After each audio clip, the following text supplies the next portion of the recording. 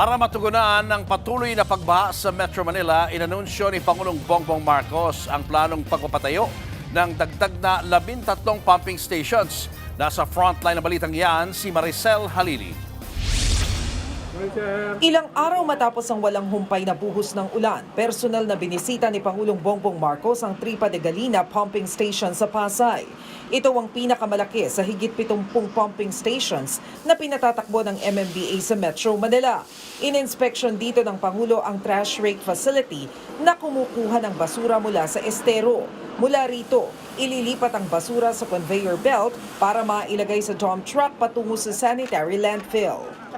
Sinilip din ng Pangulo ang pump engine room para makita kung sapat ito. Mas malaki raw kasi ang volume ng ulan ngayon kumpara noon. Kaya kailangan tignan natin kung sapat ang volume na kaya ng mga bomba natin para ilabas ang tubig. Okay naman, malakas naman yung mga bomba natin, umaandar naman silang lahat. Target ng gobyerno magdagdag pa ng 13 pumping station sa Metro Manila at kalapit lugar. Kung hindi ngayong taon, sa unang bahagi ng 2027. Siyempre, ang nakikita natin problema, number one, yung basura ulit. Kasi kaya yan ang tinignan natin. Sa taya ng MMDA, umaabot ng kalahating dump truck ng basura ang nakukuha mula rito kada araw. Humihigop po talaga siya ng iba't ibang klaseng basura.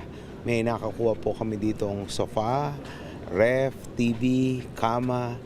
Pwede na nga daw po mag-furnish ng bahay. Sa ngayon, natukoy na ng gobyerno ang 39 na potential sites para sa rain catchment structure sa Metro Manila.